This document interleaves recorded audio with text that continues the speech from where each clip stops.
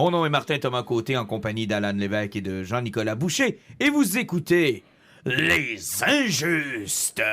Nous sommes dans l'âge du geek. Dans cette ère d'égalité, d'acceptabilité et de justice des internets, règne une ombre. 4 chevaliers de la culture populaire vont briser les standards. Nul ne sera à l'abri de leurs opinions. En tout temps, en tout lieu, les Injustes.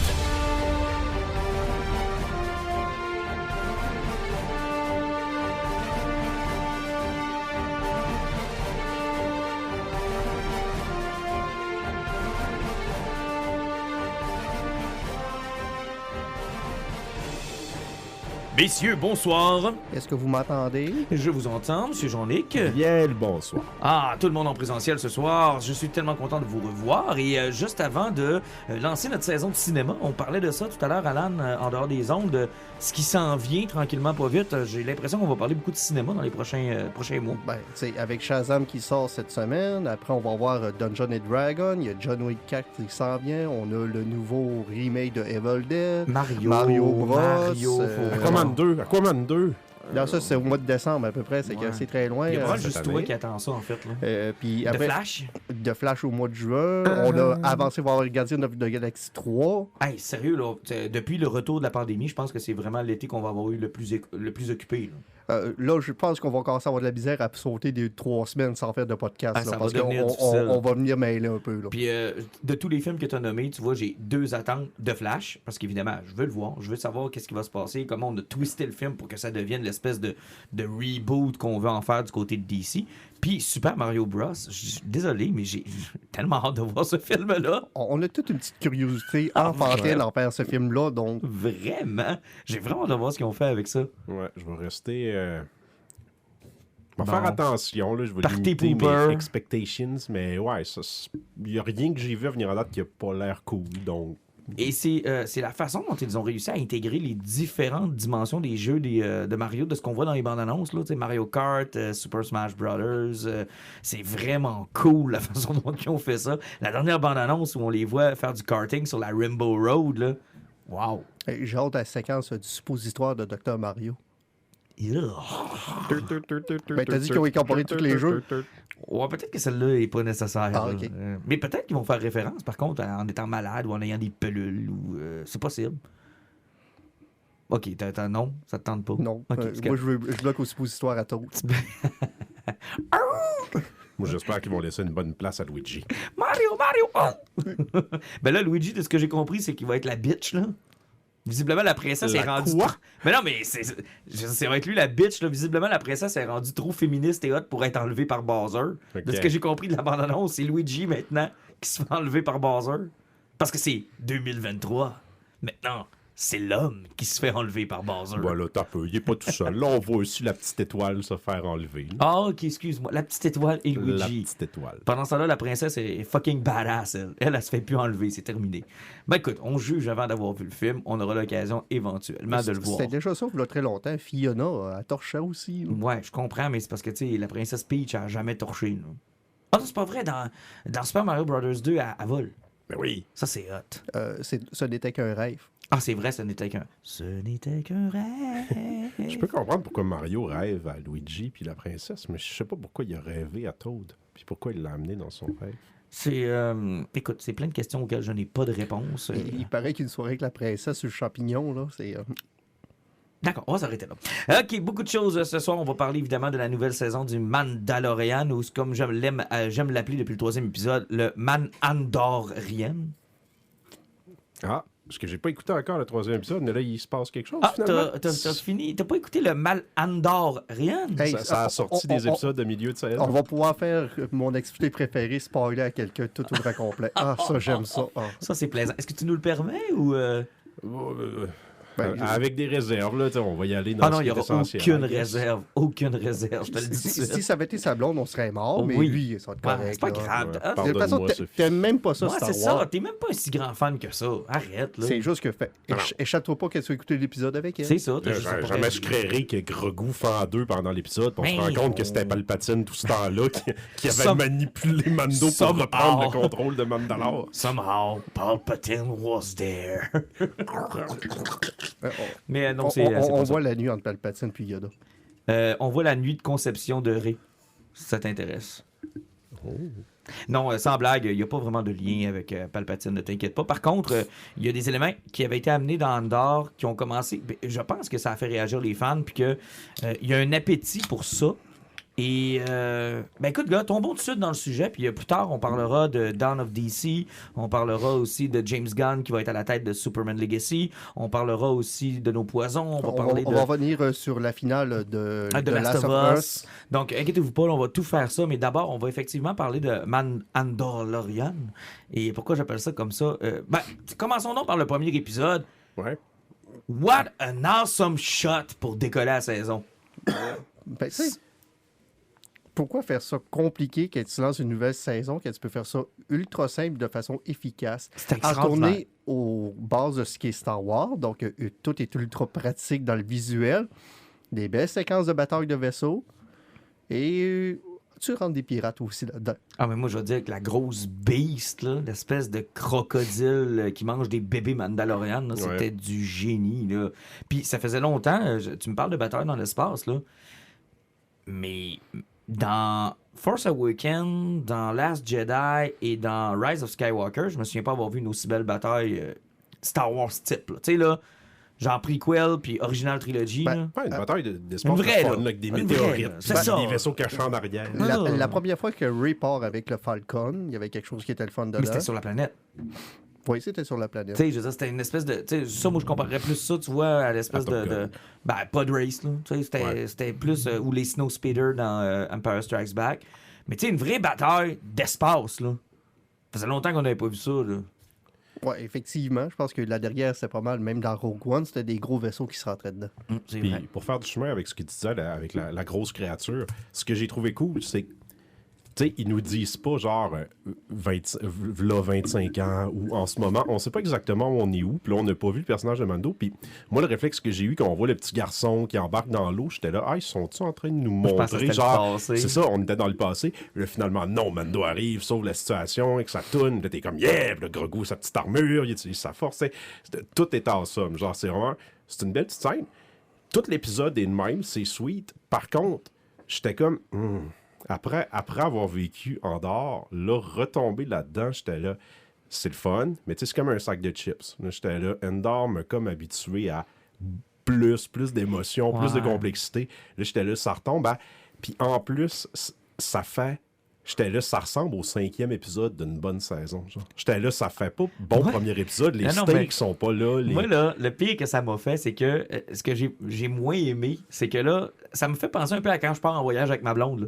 Là, je prépare mes bagages pour aller, je sais pas moi, dans le sud. Là. Fait que là, t'amènes tes shorts, t'amènes ton t-shirt, t'amènes tes camisoles, ta crème solaire. Puis là, une fois que ton bagage est prêt, tu te dis, bon, c'est pas mal vers là qu'on s'en va. Là, ta blonde arrive et dit, finalement, on va en Arctique. Oh! What? Tu l'as vécu de même? Ben, c'est parce que moi, j'étais prêt pour, OK, l'histoire de la saison, c'est, on s'en va sur Mandalore, on va trouver les eaux. Ça va être long avant qu'il se rende. Il va rencontrer plein de personnages sur son chemin. On va découvrir qu'est-ce qui est arrivé. Puis, ben non, au deuxième épisode, il est dans l'eau, man. C'est réglé. J'ai fait comme... Ouais, c'est en 2 épisodes, il s'est rendu. J'ai fait... OK. J'ai dit, c'était juste ça, Mandalore? Dans le fond, le premier épisode servait aussi à fermer quelques boucles parce qu'ils ont fallu qu'ils closent le Gina Corino. Là, c'est là qui faisait... Ils te l'ont envoyé en Pucci, elle, hein? Elle est partie dans une mission spéciale, dans une force spéciale. Malheureusement, on ne peut plus avoir de contact. Son comme Link est fermé. Ouais, elle est entrée dans le SCRS spatial. Non, elle a disparu assez rapidement en une seule phrase. Ah, puis ils se sont pas forcés, là. C'est même pas une affaire de elle morte, là. Ça me fait penser que quand je suis allé voir Creed 3, où Sylvester Stallone s'est comme fait kicker hors de sa propre franchise par le producteur, puis que dans un film de 2h15, t'entends le nom Rocky une seule fois. Là, tu fais comme, OK, il n'existe plus. Pucci a quitté la planète. Puis c'est même pas Creed qui dit le nom de Rocky. Là. Ah non, c'est terrible. Là. Ils s'en sont débarrassés quand même assez rapidement. Mais... Comme Adrienne. Tout le monde oublie qu'Adrienne disparaît en 2 films. Mais l'affaire, c'est que c'est ça. C'est que moi, je m'attendais à ce que la quête de cette saison-là, ce soit ça. Tu sais, je veux dire, ils ont tout seté pour que ce soit ça. Non, là. Je pense que tu n'avais rien compris. Mais là, crème, Alan, le premier épisode, c'est ça, là. Tu sais, c'est comme faut que tu ailles te replonger dans les eaux de Mandalore, faut que tu le retrouves. Bo-Katan qui lui dit oublie ça, tu iras jamais, ça marche pas. Puis là, je me dis OK. Encore une fois, t'as rien compris. Mais qu'est-ce que j'ai pas compris? En réalité, c'est plutôt une quête pour en faire revenir les Mandaloriens. Je comprends ce bout-là, mais c'est parce que la façon dont il parle de Mandalore depuis 3 saisons. Là. Ben, c'est parce qu'il essaie de te faire croire que c'est Jen Jaren qui va monter ça, puis c'est juste il faut pas oublier que c'est comme une secte ultra religieuse. Tantôt, on va en reparler. Le fait que Mandalore soit curse puis qu'ils n'ont plus le droit d'y aller, c'est vraiment une conviction religieuse que pourquoi que personne n'y va. Ouais, parce que ça a vraiment pas l'air compliqué d'y aller. Ouais, parce que c'est des fanatiques religieux. Et c'est juste ça, c'est que tu as une gang de fanatiques religieux qui veulent revenir à leur ancienne gloire. Et c'est juste ça, l'histoire de Mandalorian. Puis Mando, Din Djarin, là-dedans, c'est juste un accessoire à l'histoire. Ben, en fait, il est un accessoire à tous les produits dérivés de Disney. Oui, effectivement. Mais la grande question qu'on se pose tous, puis j'espère qu'on va y avoir réponse, est-ce que vous pensez que Grogu va devenir un Mandalore, puis il va avoir un petit casque? Il va faire quoi avec ses oreilles? Oui, ils vont y mettre des petites oreilles sur son petit casque. Moi, tu vois, Grogu, ce qui m'intéresse de savoir, c'est qui c'est qui l'a sorti du calice de Temple Jedi. C'est tout ce que je veux savoir. Et j'ai vraiment peur de la réponse.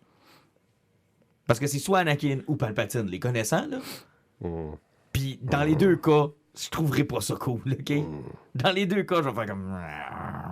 Ouais, c'est peut-être quelque chose qu'on est mieux de jamais avoir la réponse de ça. Ouais, mais le problème dans Star Wars, c'est qu'à chaque fois qu'il y a des questions auxquelles on aimerait ne pas avoir de réponse, ils font 3 crises de films pour te l'expliquer. Tu sais, j'en voulais pas de réponse à savoir pourquoi l'empereur était laid comme ça, là. Ça me dérangeait pas, là. Je vivais très bien avec ça. Il voulait te le dire. Oui, mais je vivais très bien avec le fait de pas le savoir. Mais avant de clore, mettons, ce qu'on disait sur le premier épisode, on en parlait entre nous autres, là, mais aïe aïe, les gens qui n'ont pas écouté Boba Fett, parce que, tu sais, on en riait quand on en parlait. Boba Fett a littéralement inclus les 2/3 premiers épisodes de Mandalorian dedans. Puis j'étais là, je sais pas si, tu sais, on va croiser du monde. Et la semaine dernière, j'étais allé manger avec mon beau-frère et ma belle-sœur au resto. Puis là, maintenant, en jasant de série, ils font comme « Ah, on a décollé de la saison 3 de Mandalorian. » Mais là, comment ça fait que bébé Yoda, il est revenu avec, puis... Là, fait vous avez pas écouté Boba Fett? Moi, non, ça nous intéressait pas. J'étais là, bon, je les ai trouvés. Parce que c'est la question que je me posais, est-ce qu'ils ont pris pour acquis que les gens qui écoutent Mandalorian ont tout simplement écouté Boba Fett? I guess, ouais.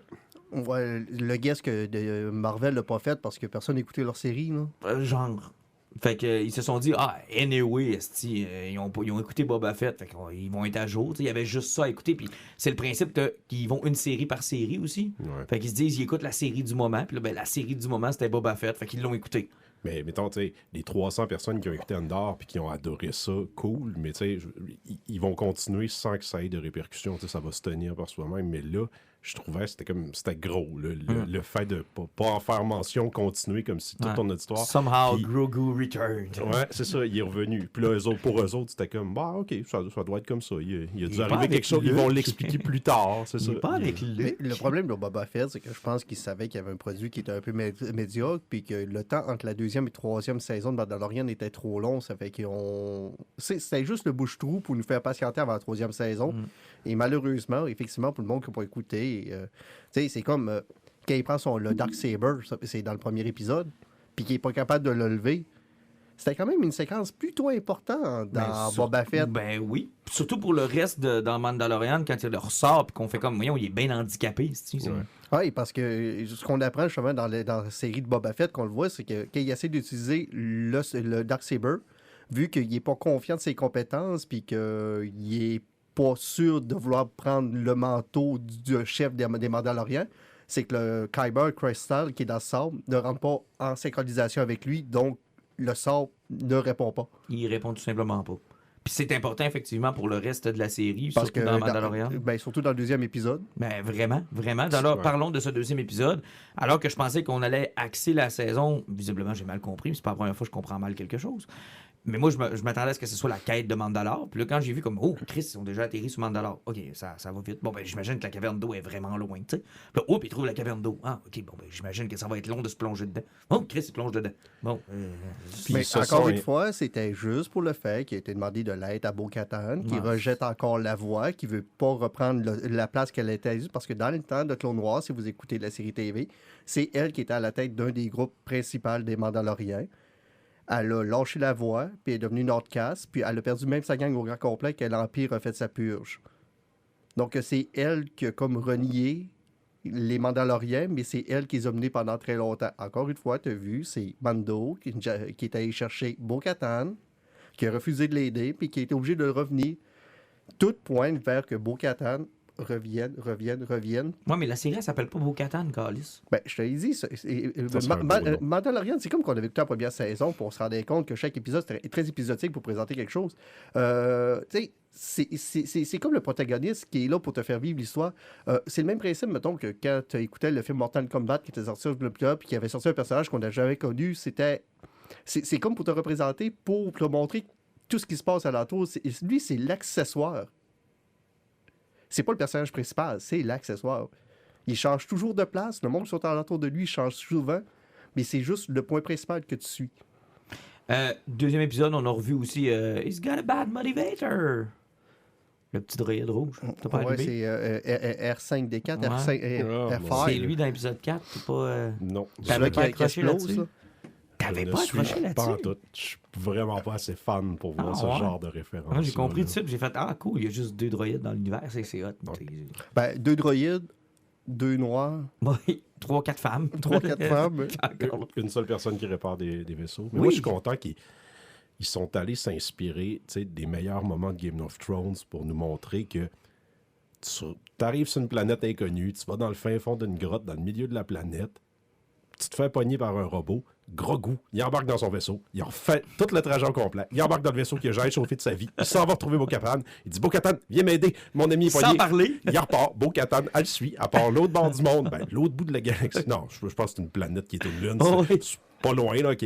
Mais genre, puis là, elle arrive sur la planète, elle sait pas c'est où partout, mais elle défond, elle D'ailleurs- descend avec Grogu dans le fond de la grotte, elle va sauver, elle tue tout le monde. J'étais là, wow, comme dans Game of Thrones. C'est comme quelque chose qui prendrait quelques jours, tout d'un coup, prend 15 minutes. Le fait qu'elle ait trouvé Jen aussi rapidement, c'est la question. Mais où est-ce qu'étaient les autres, ça, elle savait, parce que ça, Ouais. c'est sa planète d'origine. Ouais. Donc, Mais ce qui est le plus étrange dans l'histoire, ça reste quand même que c'est la première fois, je pense, dans l'univers de Star Wars qu'il y a un moment Star Trek. Genre, il descend de sa planète, ça sera pas long. On doit regarder si l'air est respirable. Je vais comme... Ça doit faire 30 ans que j'écoute du Star Wars. Ils ont jamais vérifié Jamais ça a si été l'air abordé. est- Tout le monde débarque tout le temps, pas de casque. moi, je me rappelle qu'ils ont débarqué dans l'espace un astéroïde, rien qu'avec un masque à la bouche. Oui, c'est Puis ça. pourtant, dans l'espace, c'est reconnu parce que c'est quoi, température tempérée, 12 ou 13 degrés Celsius. Moi, j'étais comme, wow, Spock sort de cette armure. Le gars Est-ce que c'est une planète de type 5? Oui, c'est ça. Est-ce que c'est une M-class planète? Puis là, j'étais comme, wow, il vérifie l'air. Eh ben. Mais c'est la première fois que je voyais ça. J'étais Ben, content. c'est pas preuve de A, parce qu'on l'a vu dans Prometheus, puis dans la suite, que les scientifiques qui disent que si l'air est bon, puis ils enlèvent leur casque, c'est... Ah, les scientifiques hein, qui se crissent les mains partout. Hein. Oh, une nouvelle plante. Oh, de la terre. Je vais licher ça. je Un vais champignon toucher à avec ça. des spores inconnus. Mettons ça dans mon nez. Ah, c'est beau de l'air que personne n'a jamais respiré de sa vie. Quoi, ça pourrait être composé de quoi? Mais bon, dans Mando, ils l'ont fait pour une fois. Puis écoute, ça m'a laissé un peu surpris. Bon, la bébite. À part donner des cauchemars à ceux qui vont faire la figurine. Le mythosaure. Non, l'autre bébite. Là. Oh, celui qui a fait un enfant avec Grievous. Modoc, là. Tu veux dire les bobettes bleues qui... Non, ça Non, c'est... c'est celui qui ressemblait à Grievous, mais rien qu'avec un œil. Ouais, lui qui avait rien qu'un œil Mais, dans la il y a TV. le gars là. qu'on voit dans l'eau, là. Non, Non, la non. grosse machine là, avec l'œil de TV là, qui kidnappe mon Dinjarin puis qui l'attache là. On sait pas ce qu'il veut faire avec. T'as pas pensé à 2 minutes que ça pouvait être un Grievous revenu ou ressuscité? Ou... Ah, il bougeait pareil. J'ai eu peur. Ben, je me suis dit, Bon, c'est peut-être la mon même cerveau race. a tout effacé les connexions avec les prequels. Fait que moi, il peut pas avoir de référent. Il n'y a pas de avec cet référent univers-là. prequel. Ça veut dire que quand il y a des scènes de Grogu dans le temple Jedi, tout ça... Ben, moi, c'est la jeunesse de Grogu. Ça serait le fun qu'il fasse un film pour expliquer ça comme tu dis, mais faut pas ce qui s'est passé dans ce temple-là. Moi. Ordre 60 quoi? En ce qui me concerne, c'est l'orphelinat où Grogu est élevé. Il semble être arrivé une tragédie, là. C'est l'orphelinat de Grogu. Mais... Parce que c'est calme. Mais ouais, moi, j'ai eu la même peur que toi, Alan, puis je me suis dit, soit ils sont en train de nous introduire genre la même espèce, qui est une espèce qui est probablement reconnue pour genre de Borg Star Warsien. Là.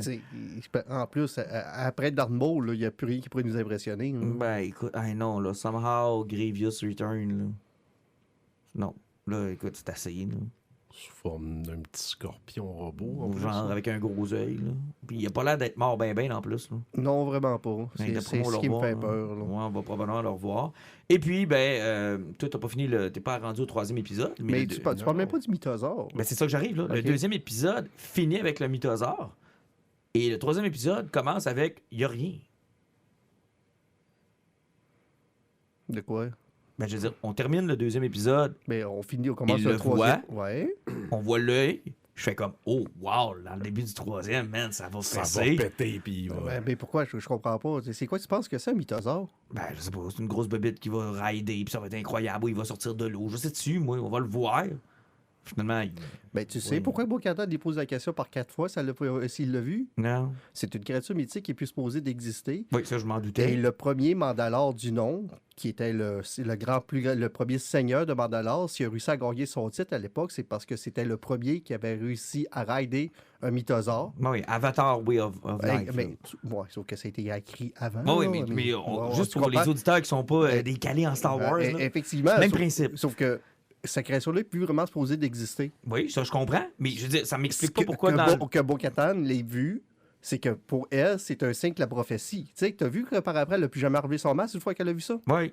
C'est parce qu'elle a eu un symbole que les prophéties, puis la voix du Mandalorian, c'est pas de la mort, puis elle a eu un symbole de sa religion profonde. Tu sais, c'est à peu près comme si toi, tu descendrais d'un tunnel, puis tu verrais Jésus par après. Ça se pourrait que ta foi serait... Ouais, je comprends. Mais dans un film de science-fiction, je m'attendrais à ce que Jésus fasse du karaté l'épisode d'après. Là. Ouais, mais c'est ça le problème avec Star Wars. Tout le monde voit ça comme de l'action qui pète de partout. Non, mais... Man, le bonhomme est super cool. Il a un gros œil. Tu te dis, crime, c'est la grosse bébite, on va avoir. Non, c'est la révélation de la fin.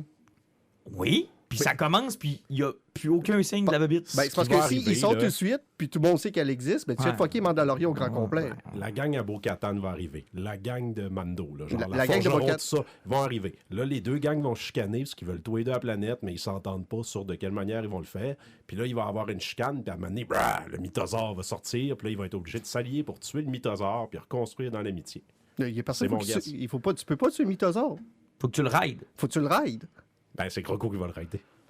Ça serait hot. Ben, Grogu peut le t'aimer, par exemple. Oui, il peut le t'aimer pendant que Bo-Katan le ride ou encore qu'un autre le ride. Mais c'est juste que de la façon dont ça a été fait, ça m'a laissé... Tu sais, je veux dire, je suis pas un calé comme toi d'histoire de Mandalore. Tu sais, je veux dire, je suis un casual, tu sais, écouteur de Star Wars. Là. La seule chose que ça m'a fait, là, c'est comme... Chris, ils l'ont mis où à Bébite, là? J'ai comme... Elle est passée où?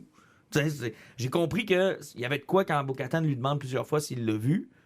Il est resté silencieux, puis tout de suite après, ils sont repartis. Parce qu'elle est sûre que c'est une vision, puis ça n'existe pas. Oui, et ils ont été chassés par des TIE Interceptors. C'était malade. Et soit dit en passant, as-tu remarqué que les TIE Interceptors ont le look du First Order? Ah, ils ont changé un petit peu d'allure. Ils sont rouges, ils ont du rouge comme sur ceux des sequels. Je sais pas si c'est un indice qu'on va tranquillement, pas vite, s'en aller vers ça. Et là, on entre dans le vif du sujet, qu'on va te spoiler, mon pauvre ami. C'est qu'on prend une pause du Mandalorian et de Bo-Katan après cette poursuite-là. Effectivement, parce que finalement, les autres se sont fait remarquer par l'Empire. Ils ont bombardé le château de Bo-Katan, donc Bo-Katan n'a plus de maison, et ils décident de se sauver vers une autre planète, les autres. Mais c'est là, dans l'interlude de leur voyage en hyperespace, qu'on fait une ellipse. On sauve du côté de Coruscant, qu'on n'a pas revu depuis l'épisode 3, je pense. Et qui est magnifique dans cet épisode-là. Elle est extraordinaire, puis... T'sais, ils ont bien réussi la balance entre ce qu'on avait déjà vu, pas qu'on soit dépaysé, puis la nouveauté de vivre dans la ville. Quand ils se promènent dans la ville, quand ils nous parlent de la ville, c'est super. Et on atterrit dans un programme de réhabilitation des anciens impériaux.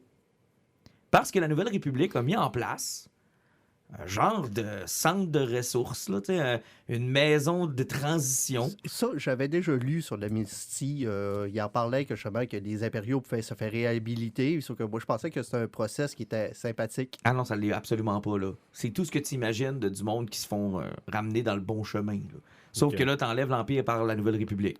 Puis pour utiliser le personnage qui va nous amener dans ce milieu-là, ils vont chercher le scientifique qui essaie de cloner un Grogu dans la première saison. Tu sais, le scientifique, là? OK. Ouais. De Moff Gideon, là? Avec Ouais, les c'est ça, lunettes ouais. non? Bon. Je vais le voir. C'est lui, puis une des officiers qui était avec Moff Gideon. Les deux se sont fréquentés. Puis là, les deux se retrouvent autour d'une table. Et là, lui, ben, tu vois que c'est correct, la Nouvelle République, c'est super le fun, mais il croit encore aux recherches qu'il voulait faire. Puis il a l'impression que ces recherches-là pourraient être bénéfiques. OK, c'était l'Empire parce que c'était l'Empire, mais pour lui, ça fait pas de différence. Ouais. La Parce Nouvelle que République pourrait en profiter aussi. Parce là. qu'en plus, tu découvres que ses recherches de clonage, c'est qu'il pouvait prendre du séquençage génétique d'une personne puis le mélanger avec un autre. Donc, dans le fond, tu comprends que son programme, c'était de réussir à créer des forces sensitives. Parce qu'il aurait pu prendre quelqu'un qui avait un taux de médiclorien qui était élevé dans son ADN. On va revenir sur médiclorien parce qu'il ne veut pas, ça de là que la force est génétique. Et il aurait pu le mélanger avec l'ADN de n'importe qui d'autre pour créer vraiment une armée de forces sensitives. Sauf que dans l'éthique, comme dans n'importe quelle éthique politique qui est un petit peu comme une république ou démocratique ou autre, le clonage, ça passe pas le côté humain de la chose. Donc la République l'a mis de côté. Et ça le fait un petit peu chier. Puis dans son programme de réhabilitation, ben, il rentre dans les archives, les documents impériaux. Puis à un moment donné, il se rend compte que tout ce qui est technologie impériale, la Nouvelle République ne veut pas toucher ça, c'est que par défaut, parce qu'ils n'ont pas le temps, ils le détruisent parce que c'est impérial, puis ils veulent que tout le monde oublie qu'est-ce que les impériaux ont fait. Donc, Puis lui, il est convaincu que sa recherche va servir aussi à sauver du monde. Puis là, on amène un peu l'aspect médical dans Star Wars. Ouais, effectivement, parce que lui, sa mère est genre morte d'une crise de cœur, ça fait rien, mais C'est s'il ça. avait pu cloner un cœur pour faire une transplantation, il n'aurait pas sauvé. Donc, on embarque sur des petits concepts éthiques pour parler du pourquoi qu'il pivote. C'est ça. Et évidemment, l'officier, dit écoute, il y a des vaisseaux impériaux dans lesquels on pourrait retrouver l'ensemble de ce que ça te prend comme laboratoire. Fait que suis-moi, on va se rendre là-bas dans un croiseur interstellaire désaffecté. Tu vas aller récupérer ce que tu as de besoin. Puis, tu sais, si tu crois vraiment à ta cause, là, tu vas finir par convaincre la Nouvelle République. Donc, elle fait un peu de l'entrapment. Tu sais, elle vérifie jusqu'où il est prêt à aller Ouais. pour transgresser, genre, son programme. Puis ça fonctionne. Il se rend avec elle dans un Star Destroyer désaffecté, ramasse ses bébelles, mais là, oh, attention, c'est un piège de la Nouvelle République. C'est elle qui l'a stoulé. Puis quand tu relapses, il t'emmène dans un semi-camp de concentration de la Nouvelle République. Il utilise un Mind Flayer, donc ce que l'Empire utilisait pour t'entraîner, ça fait qu'il tue ta personnalité, il efface ta mémoire, puis il t'en repart à zéro. Mais eux autres, ils font ça de façon légère. C'est qu'à la place de le mettre à 4, ils le mettent à 2, ça fait que c'est plus gentil. Et le problème, c'est qu'à un moment donné, les agents de la République sont tellement convaincus que cette femme-là est incroyable et qu'elle est en train de leur déceler des méchants impériaux qui n'ont pas abandonné leur vice, ben, ils la laissent toute seule avec l'appareil. Elle monte à 10, elle le tue, puis tu te rends compte qu'elle est en train d'éliminer tout ce qui a un lien avec Moff Gideon. Pour le laisser travailler dans le noir. Ouais, c'est parce que tu te rends compte que, encore une fois, quand tu es dans une grosse machine puis que tu laisses des fonctionnaires travailler, ben il y a une infiltration qui se passe là-dedans. Ben, ce qu'on ressent aussi, puis ils nous le mettent assez clair, là, ils ont fait revivre Moff Gideon de la même façon qu'ils ont fait disparaître comment est-ce qu'elle s'appelle? Cara Dune, là. Tu sais, Cara Dune a disparu avec une phrase, Moff Gideon est revenu avec une autre, là. Genre, j'ai entendu dire qu'il s'était libéré, puis j'ai entendu dire que finalement, il a réussi à se sauver. Fait que là, de ce qu'on comprend de la conversation des officiers, il est disparu un peu. Il est un peu disparu. Et là, si elle efface en plus la mémoire de ceux qui étaient proches, on imagine qu'il tu sais, quelque chose. C'est ça. Là, la question que je me pose, puis ça, c'est une question qui est bien personnelle, c'est de savoir, est-ce qu'on assiste à, la mise en place du premier ordre ou la mise en place des Sith Eternal qui sont en train de gérer le patente pour s'en aller sur Hexagol, mettons. Là. Moi, avec ce que vous m'avez dit, puis ça vous a probablement traversé l'esprit, mais vous avez parlé tantôt de créer des Force Sensitive. Moi, je suis comme, là, tu viens de rattacher avec les sequels à Finn. Tu sais, pourquoi c'est un soldat qui est Force Sensitive? Là, tu viens de donner une raison. Parce qu'il y avait un programme militaire dans lequel, probablement, qu'ils mettaient... Tu sais, ça veut dire que ce programme-là va mener, en tout cas, à semi-terme, ils vont essayer, puis là, tu aurais une raison pour Finn. Pourquoi il était Force Sensitive? Il a été shooté, probablement. Ben moi, tu vois, j'y vois plus une explication pour Snoke, une explication pour les corps de Palpatine qui sont en décrépitude, puis les clones de Palpatine qui vont éventuellement donner Rey. Tu sais, moi, c'est plus ça que je vois. Maintenant, ce que j'aime, puis ce que je pense qu'ils vont faire, c'est que les Sith Eternal puis les histoires de clonage, c'est d'un côté secret, puis de l'autre bord, le First Order, ça va être juste pour, tu sais, genre, distraire, puis s'assurer que la Nouvelle République ait un ennemi, puis qu'il s'occupe pas trop de ce qu'on fait. Ouais, réellement. Tu sais.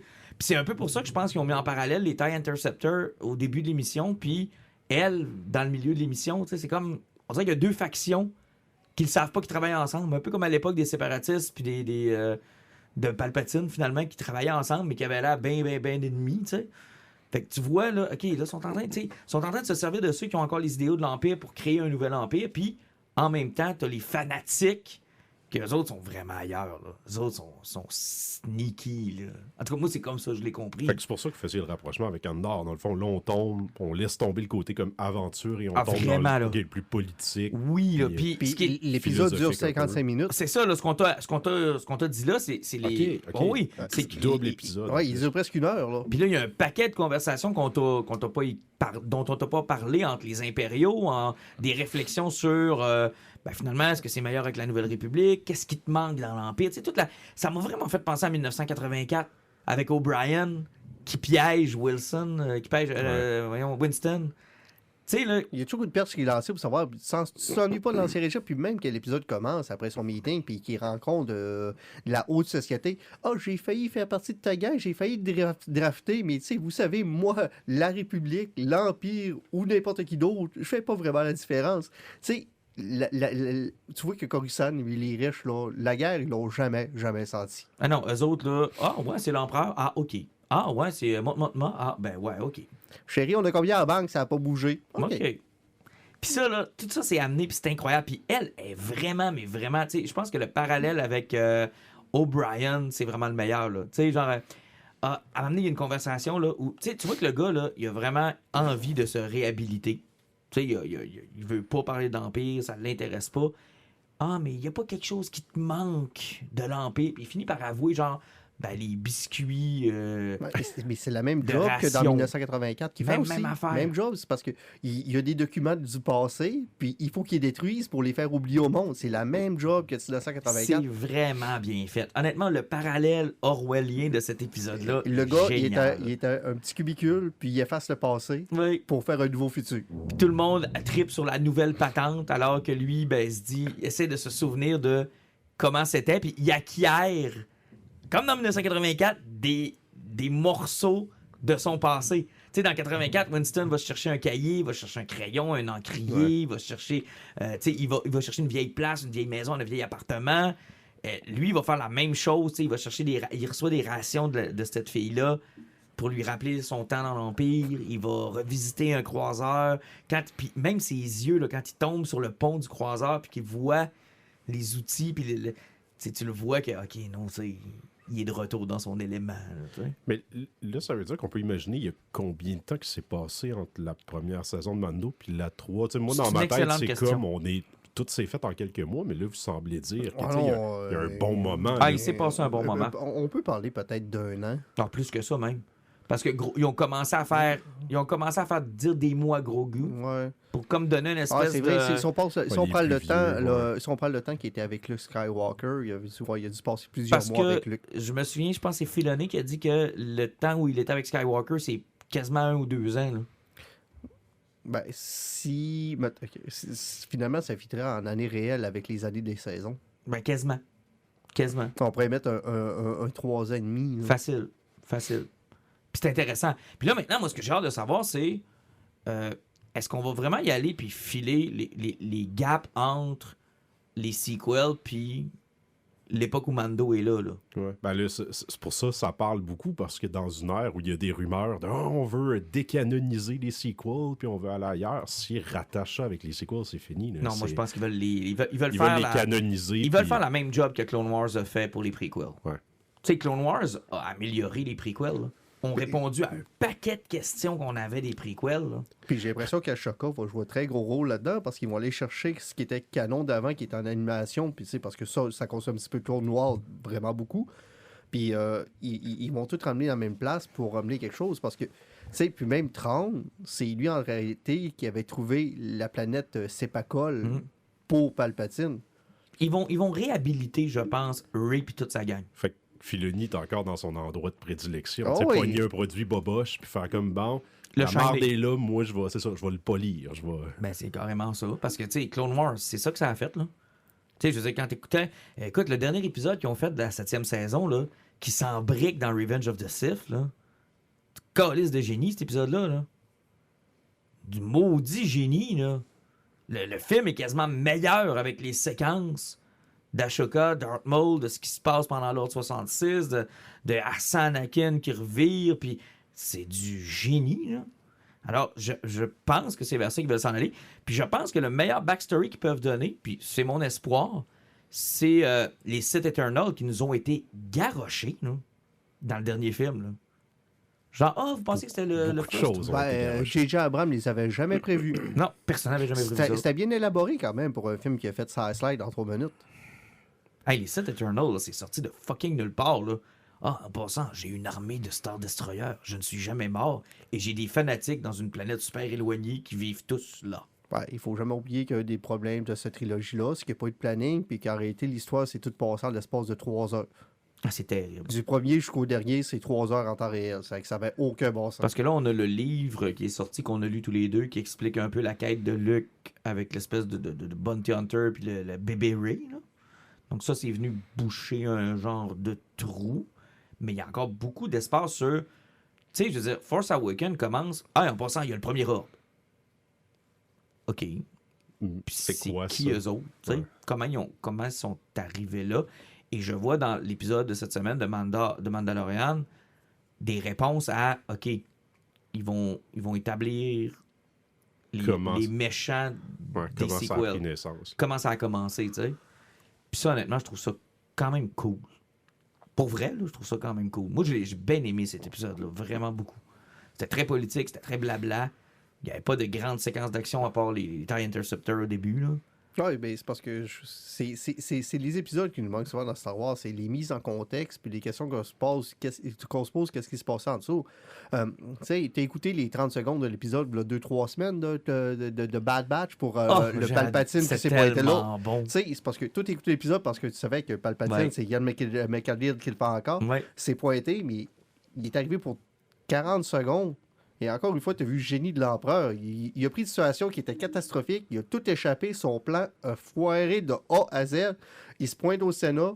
Il dit 4 phrases, puis il a gagné. C'était incroyable. Si tu as l'occasion de voir cette scène-là, Jean-Nic, là, honnêtement, tu es à un moment de l'Empire où l'empereur est tellement fort qu'il n'est même plus au Sénat. Là. Tu sais, je veux dire, le Sénat, ils se débattent, là, puis il est même pas là. Ben, c'est parce qu'il vient d'être dévisagé et autres, puis il s'occupe plus de ses affaires. C'est ça. Puis de toute façon, il a même mis sur tout. Là. Ouais, il n'a pas besoin d'être là. Bad Batch se passe genre après épisode 3. Dans Bad Batch, ce qui est intéressant, c'est vraiment la montée de la militarisation de l'Empire. Tu sais, le nom de Darth Vader n'est même pas encore connu. Là. Juste pour te dire à quel point c'est après Revenge of the Sith. On est vraiment genre, OK, on va tout se débarrasser de ce qu'il y avait de république, de séparatisme, puis on va se bâtir un nouvel ordre. Ça explique plus comment ils se sont débarrassés des clones. En plus de ça. Okay. Puis arrive avec le programme Stormtrooper, puis c'est ça. Là. L'empereur Palpatine apparaît pour genre 40 secondes dans l'épisode, et c'est les 40 secondes les plus awesome. Parce que, genre, son officier a chié le plan de A à Z, puis que là, il fait comme, on est spoté, c'est sûr et certain. Palpatine, il arrive, puis il met tout sur le dos de son officier, puis en mettant tout sur le dos de son officier, il réussit à faire passer sa loi spéciale en l'accusant l'autre. Ouais. C'est que lui, il a gagné, puis l'autre passe au peloton d'exécution. Non, c'est du génie, là. Tu sais, il y a un 40 secondes qui explique comment Filoni comprend bien le personnage, tu sais. Bref, ça augure bien pour le reste de Mando. J'ai hâte. Ouais, sérieusement, j'ai du fun. Vraiment, vraiment du fun. Vraiment hâte de voir où est-ce que ça s'en va. Puis, en tout cas, cette série-là va mieux que Willow. Will quoi? Ah, c'est vrai, ça a été cancellé. J'ai même pas écouté. Man. Ben, c'est pour ça que ça n'a pas été cancellé. C'est la phrase qui explique pourquoi ça a été cancellé. Mais c'était-tu bon? Ben, Nielsen ne sait même pas que la série existait, donc ça n'avait pas de si bon que ça. Cool. Parce que ça avait pas l'air super. T'sais. En même temps, c'est une série de suite après 40 ans d'un film que j'ai vu peut-être genre 2 fois. Ben, tu sais, moi, c'est le film que j'étais jeune que j'avais vu qui m'avait fait connaître le mot mauvais, donc j'ai pas beaucoup d'empathie. Moi, j'étais un fan du film quand j'étais jeune. J'étais un petit peu excité par la prémisse de la série. La bande-annonce me laissait pas super chaud, puis tu sais, les critiques ont été vraiment catastrophique. Là. Il y a certaines personnes qui ont vraiment aimé. Ça m'a un petit peu curieux, mais tu sais, grosso modo, les gens qui se sont attardés ont détesté. Fait que même moi, là, qui étais un fan, je suis comme, j'ai pas tant le goût. Puis tu sais, ça a le péché capitaux de, ça introduit plein de nouveaux personnages et apparemment que la moitié c'en est frustrant tellement ils sont chiant, mal écrit, pas attachant. Inutile. Là, je fais comme, tu veux pas aller là. Comment c'est ça? Surtout quand tu sais que c'est un plan pour 3 saisons. Puis là, ça a été cancellé après une. Ça arrive souvent, là, c'est une faiblesse souvent des scénaristes qui mélangent caractère fort et chiant. Tu sais, il y a une truc qui a raison, puis les autres, c'est ta gueule, puis suis-moi, là, c'est que... C'est pas des qualités de leader, non, ça. Et quand puis ça, remarque que tu le vois dans la vraie vie aussi, là, quelqu'un qui a un fort caractère, qui a besoin de te rappeler qu'il a un fort caractère. Moi, quelqu'un qui a un fort caractère, il n'est pas obligé de me dire qu'il a un fort caractère. Je le remarque. Il n'est pas obligé de dire, en tout cas, avec moi, ça passerait pas, parce que moi, j'ai un gros caractère. En tout cas, moi, je suis quelqu'un qui a un gros caractère. Moi, là, au bout de ça, j'ai vraiment un gros caractère. C'est à peu près comme si le président se pointerait à son micro à chaque fois. Je tiendrai à vous rappeler que je suis le président des États-Unis. J'ai beaucoup de pouvoir. Je suis le président. Est-ce que la banderole avec président passe en bas de la page? Le film gagnait pour beaucoup pour... Tu sais, Willow, c'était comme un jeune mage sympathique, drôle, un peu naïf. Tu sais, un peu comme un hobbit. Il vient d'un village, c'est plus tranquille. Puis, il était matché avec Matt Mardigan, qui était joué par Val Kilmer, qui lui était un espèce de brigand au bon fond, tu sais, un peu voleur ses coins, tu sais. Pas un Solo écrit par... Ouais, un espèce d'Han Solo un peu. Lucas n'a jamais été capable de faire autre chose. Hein. Pour moi, il aurait rêvé c'est trope, là, vraiment. C'est pas mal toujours la même Puis le histoire. film, t'as le fun pour ça. Puis là, tu sais, t'es comme, Val Kilmer est clairement pas dans ses vies. Fait que là, ça retombe sur les épaules de Willow, puis un jeune cast pas attachant avec lequel il n'y a pas de chimie. Ça fait qu'il y en a un petit qui voulait être un voleur svelte que toutes les filles tripaient dessus, puis un autre petit qui tripait pour être un elfe. Du génie. Ouais. Dawn of DC. Les deux se sont occupés des franchises les plus populaires. Dawn of DC. Dawn of DC. C'est quoi Dawn of DC? C'est pas encore une crisis, là? Non, c'est absolument pas vraiment une crisis. Et ce qui est le pire, c'est que ça a tellement passé semi-inaperçu. Je suis beaucoup de séries de DC. Et j'ai comme manqué la mini-série qui était Cataclysme, qui était le catalyseur de tout ça. Okay. Moi, je fais The World Finest présentement, qui est Mark Waid puis M. Dan Mora. C'est bon? C'est du génie pur, dur et simple. Là. Mark Waid est sur ce moment, puis Dan Mora, ben, son dessin, là, il est tellement incroyable. C'est dans la meilleure bande dessinée de DC que j'ai lue depuis très longtemps. Puis dans cette série-là, Batman et Superman sont pris contre un démon. Puis ce démon-là a transposé dans... c'était Batman versus Robin. OK. Et dans Batman versus Robin, ce démon-là, c'est revenu, mais il y avait la Ligue des Assassins qui était mêlée là-dedans. Puis dans le but où que Damian Wayne essaie de tuer Bruce Wayne, parce que j'ai pas su la série, je sais pas pourquoi, la Ligue des Assassins était montée, puis le démon était là. Ils sont arrivés dans une montagne où il y avait un puits de laser, ça chiait, tout explosé. Puis il y a une pluie de laser qui est arrivée. Donc, il y a une pluie du puits de Lazarus qui a englobé la planète Terre. Okay. Et là, ça a foutu un bordel total. Il y a des humains qui n'avaient pas de pouvoir, qui ont développé des pouvoirs.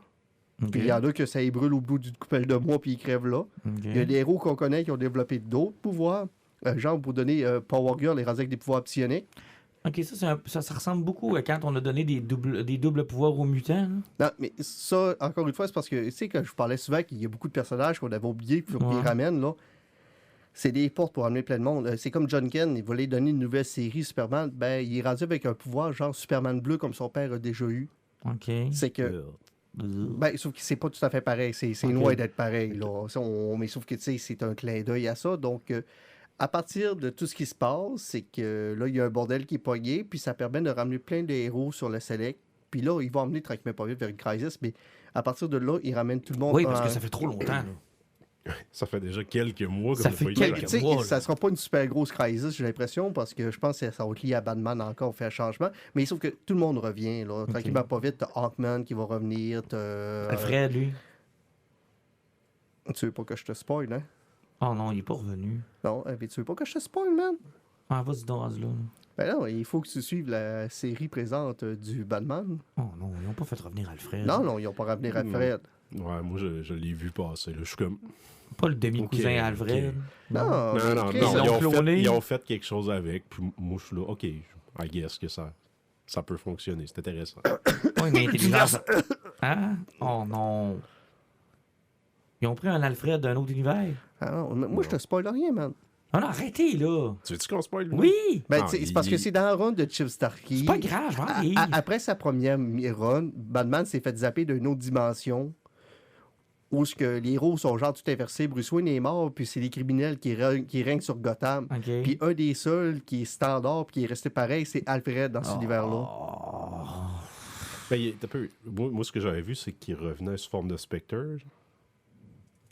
C'est quasiment pire. C'est pas ça? Donc, tu me fais des gros yeux. Tu te trompes de série. Ah. C'est pour ça que j'avais fait la joke. Dans la même soirée, j'avais lu les 2 séries, puis les deux, il y avait eu un événement majeur avec Alfred. Là, tu mélanges 2 séries. OK. Mais là, il était un Spectre ou il était une dimension? Dans une série, il est un Spectre, mais encore fait, vous m'avez fait spoiler quelque chose OK. qui est important, d'une série que vous avez beaucoup en plus, gang de jambon. Là, OK, ouais. c'est correct. Bon, mais là, Alfred vient d'une autre dimension, c'est ça? Oui. Puis sauf qu'il l'a pas encore ramené, c'est juste qu'ils ont représenté Batman. Dans Batman, un Alfred, on ne sait pas s'il va revenir avec, mais ils en ont représenté un. Et la run de Chip Starkey, c'est du génie, OK? Ça a besoin d'être bon parce que ça, c'est pas très bon, là. Ben, c'est parce qu'on vient juste de le voir réapparaître. On n'a jamais dit qu'elle allait le ramener. Non. Il y a juste l'oncle Ben qui reste mort dans les comics. C'est une vieille règle, ça. Mais il n'y a personne qui est mort aussi souvent que lui. Oui. Parce que, tu sais, Thomas Wayne est revenu. Jonathan... Mais voyons, tu dis la plus vieille règle. Non, la plus vieille règle, c'est tous les personnages de BD reviennent un sauf jour. Oncle Ben. Ouais. Il n'est jamais revenu, Oncle Ben. Ça me rappelle au début des années 2000 que j'avais lisé un petit peu de Superman, puis que je posais la question à Pat à l'époque. Je faisais comme, le papa de Superman, il était pas mort. Là, il fait comme, non, il est revenu dans Teen Crisis. Ben, Milka, il n'avait pas lâché en 1972 dans les premières BD de Superman. Non, il est revenu 12 fois. Aucune fois en forme de Pog ou autre. Puis ça, c'est rien, là. Lui, il est revenu, mais son vrai père est aussi revenu. Et ça a été ramené de façon bizarre. Il y en a un qui c'est un robot, mais par après, c'est revenu le vrai. C'était comme bizarre. Ah, ça, c'était louche, là. Mais c'est parce qu'il faut jamais oublier que le Oz Effect est arrivé à l'époque où ce qui était supposé d'avoir le... Voyons qu'il appelait ça avec les... Generation 5? Pas le Generation 5, avec les Watchmen. Ah, Doomsday Clock. Il était supposé avoir un gros lien avec ça, puis Oz était supposé aller à l'arrière, puis finalement, Oz est devenu le Oz Effect parce que c'est jamais arrivé. Là. Je pense que mon itération préférée des pères de Superman, c'est celle que Smallville avait tenue, puis qu'on voit souvent dans la bande dessinée, soit Papa Ken qui est encore vivant, mais qui a des problèmes, qui éventuellement tu le fais mourir, puis que Jor-El est une intelligence artificielle, qui est genre rien qu'un ordinateur dans la forteresse de la solitude. Puis comme dans Superman the Donner. Ça vient comme compléter le côté humain de Papa Ken, puis le côté plus robotique de son père. Comme dans Men of Steel, comme dans Richard Donner. Il l'utilise souvent, moi c'est comme, à cause vous faites chier, essayez de faire autre chose, c'est comme, c'est parfait comme mix-up, ça. Non, moi aussi, le meilleur reste quand même Kevin Costner qui disait à Superman, tout le monde mérite de mourir pour te protéger. Oui. Ne viens pas me chercher dans cette tornade que tu peux clairement venir me sauver, s'il te plaît. Petite news rapide, là, on n'a pas parlé dans Dawn of DC, parce que là, il y a comme un nouveau statu quo, puis là, tranquillement, ils annoncent comme des nouvelles séries qui vont décoller. Là, chaque personnage random qui essaye de créer, là, ça lèvera pas. Je ne sais pas s'ils vont créer des séries, mais moi, ce que j'ai trouvé intéressant... Jusqu'à date, il y en a 3 qui étaient dans le dernier preview. Ils ont annoncé le nouvel auteur qui va travailler sur le Wonder Woman, dans le fond, là. Et c'est...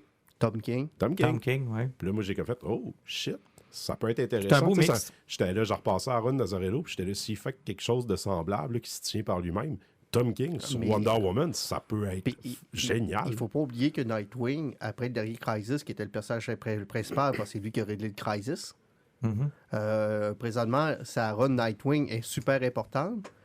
Et qui va travailler sur Titans? Je sais pas. Tom Taylor, c'est vrai. C'est lui qui va être à la tête des Titans, parce qu'il ne faut pas oublier qu'après le dernier Crisis, Batman a fait, finalement, mettre toutes les powerhouses dans la même maison, c'est peut-être pas l'idée du siècle. C'est temps que la Justice League prenne un break. Et c'est là que les Titans vont reprendre la place. Et c'est comme Tom Taylor qui va être en arrière de ça. J'ai hâte de voir. Mais Wonder Woman puis Tom King, j'ai une curiosité. Ouais, surtout si c'est quelque chose qui se tient. Ben, mais c'est qui s'éloigne, qui se tient par lui-même. Puis la Superman Family aussi qui ramène, c'est intéressant, c'est le fun. J'ai hâte de voir. James Gunn va réaliser finalement Superman Legacy. Ben, c'était comme écrit dans le ciel. J'étais convaincu que ça allait arriver. Lui puis son ego, tu penses qu'il allait laisser ça à quelqu'un d'autre? De toute façon, veux-tu vraiment avoir James Gunn sur le dessus de ton épaule tout le long que tu réalises le film? Ouais, puis tu sais, c'est le personnage central de DC. Ça va être leur gros projet. T'sais, on s'entend, il y a d'autres trucs qui vont arriver avant, mais ça va être le premier gros film. T'sais, OK, aussi bien lui laisser soit faire un chef-d'œuvre, soit se planter avec, ça va être leur flagship. À voir comment ça va les films de Marvel présentement avec Ant-Man 3 qui vit une catastrophe au niveau du box-office. Le super-héros fatigue, ça fait vraiment sentir. On va voir en fin de semaine avec Shazam que les critiques n'ont pas été super bonnes. Ouais. J'ai l'impression que ce film-là va avoir de la misère à faire 200 millions. Là. Ça va être très dur. Gunn arrive dans un très mauvais moment. Puis, mais en plus, on va juger Gomme par rapport à son Gardien de Galaxy 3, c'est que s'il se pète la gueule avec Guardian 3, moi, être Peter Safran, là, je paniquerais un peu. Là. Ouais, mais là, en même temps, peu importe ce qui arrive cette année que les films, je veux dire, lui, il est arrivé puis les 3 films étaient tournés. Il a fait certains changements, probablement dans The Flash pour aligner ses cartes, mais on s'entend que sur Aquaman puis Shazam, probablement qu'il n'y a rien que fait. Faites ce que vous voulez, rendu là. En fait, moi, ça affectera pas mon univers. Ça dépend. C'est un pile ou face, dans le sens où soit il va souffrir de cette super-héros fatigue-là, il arrive dans un moment où plus personne n'a le goût d'écouter ça, puis il va se planter. Soit c'est nous autres qui se trompent, puis c'est pas une super-héros fatigue, c'est une... Il y a 36 films à suivre, puis je suis plus. Ouais. Puis les séries TV ont pas aidé. Puis lui, il arrive dans un moment où il dit « Hey, quand tu vas venir voir mon film, là, pas besoin d'avoir c'est lié à rien. » C'est ça. C'est un bon vieux Superman, ça. Parce que ça peut être bon, là. La façon qu'il a présenté le slate des films qui vont sortir dans l'année, il fait comme... Flashpoint, on a réussi à le virer en film qui va tout rebooter, puis qui va t'expliquer pourquoi il y a des personnages restent, puis il y en a d'autres qui disparaissent. Il fait comme Blue Beetle, il fait comme c'est son monstre à part. Et Aquaman leads to Superman's Legacy. Sauf que j'ai hâte de voir ça va être quoi le lien qui va mener Aquaman. Ben, comment Aquaman résiste à la crisis, dans le fond? Oui, effectivement, mais pourquoi ça a un lien qui va nous propulser vers le Superman Legacy? Tu sais, les gars, on l'oublie parce que nous autres, on est en train de vivre notre trentaine, notre quarantaine, là, mais aujourd'hui, j'ai donné une conférence à des jeunes qui sont nés en 2008. Ouais, qui n'ont pas connu le avant tout ça. Sont nés avec Iron Man. Ouais. Donc, pour eux, là, c'est fucking vieux, là. Un, c'est vieux. Deux, c'est 30 quelques films, là, j'y compte même plus. Pour eux autres, c'est comme des James Bond pour nous autres. Là. C'est pareil. Ouais. C'est triste, là, ce que je te dis là. Mais tu sais, eux autres, ils arrivent, ils ont toujours vécu ça, ils ont toujours vu ça. Mais là, faut-tu les écouter en ordre chronologique de sortie ou en ordre chronologique de ce qui se passe? Tu ris, mais tu sais, dans leur tête, ils sont rendus à un moment où ça fait juste plus de sens. Et on a perdu de vue, je pense, le fait qu'une continuité comme celle-là, ça fait en sorte que tu perds du monde. Puis les jeunes allaient au cinéma. Là. Sérieusement, là, tu prends nos parents là, qui ont une 60aine d'années qui écoutaient ces films-là, c'est juste du coin de l'œil. Quentin sort le principe de multivers à quelqu'un qui n'a aucune idée que c'est, que son seul point de repère qu'avec multivers, c'est Retour vers le futur 2. Tu sais, je veux dire... On part de loin. Le flot de 14 ans, là, ou de 15 ans, là, pourquoi il irait voir Ant-Man 3? Je dis, faut à moins d'avoir trippé sur le 1 puis le 2. Ouais, mais il faut qu'il se tape 36 films pour savoir ce qui est rendu. Tu sais, nous autres, on y pense pas parce qu'on les a tous écoutés, puis on les a écoutés au fur et à mesure que ça sortait. Puis dans certains cas, on les a même écoutés 2-3 fois parce qu'on a eu le temps de les écouter entre les différentes sorties. Mais pensez-y, le flot de 13 ans qui était devant moi, là, lui, là, il peut pas aller voir Ant-Man 3. Et pensez-y comment c'est un piège, parce que même, mettons, pour un gars comme moi, qui aime pas particulièrement Marvel, mais je m'attends quand même à ce que... Moi, je les ai vus, ces films-là, puis je m'attends à ce que ça me traite avec respect, ça soit cohérent avec ce qui est venu avant. Puis, le film se tient par lui-même aussi, mais là, ils sont pognés. Là. Ils sont fous. Ils sont, je veux dire, ils essayent de faire du nouveau stock, puis le public va faire un peu. Là. Je veux pas être obligé, comme tu dis, d'écouter les 30 autres films avant. Ah, puis les séries télé en Hollande, t'as tellement un bon point. Ça, c'est venu en plus mettre le dernier clou dans le cercueil. Là. Ah, t'as vu, ils sont tous en train de les annuler aussi? Parce que, tu sais... ils ont mis un break là-dessus. Là. Parce que tant sur le temps que c'était des films, tu dis toujours, il y a une couple de 2 heures à rattraper. T'sais, bout à bout, c'est toujours moins pire qu'une... Quand justement, le fiasco qui est en train de se produire avec Ant-Man, qui a fait tout juste son argent, là, vous avez vu la machine à rumeurs qui est partie sur un de leurs prochains gros films forts de Marvels? Le fait qu'on n'entend pas parler du film et qui a été reporté, là, il paraît que sur le plateau de tournage, ça a été ultra plaisant. Oh boy. Il paraît que, tu sais, celle-là Brie Larson. Que plus personne n'ose parler puis qu'on ne voit plus nulle part, là, il paraît que ça a été problématique. Je sais que c'est une machine à rumeurs, mais il paraît que elle puis l'actrice qui joue Monica Rambeau, ça n'a pas bien fait. Puis le fait qu'il y avait un S à Marvels, il paraît que ça n'a pas passé aussi. Surprends-moi. Elle a plus d'ego que de derrière. Ah, ça. En tout cas, elle a plus d'ego que d'émotion. Ça aussi. Last of Us, vous avez réussi à le finir. Il me reste encore quelques épisodes. J'ai fait un marathon. J'ai écouté 3 épisodes. J'ai écouté les 6 derniers cette semaine. Moi, c'est l'intention que j'ai, en fait.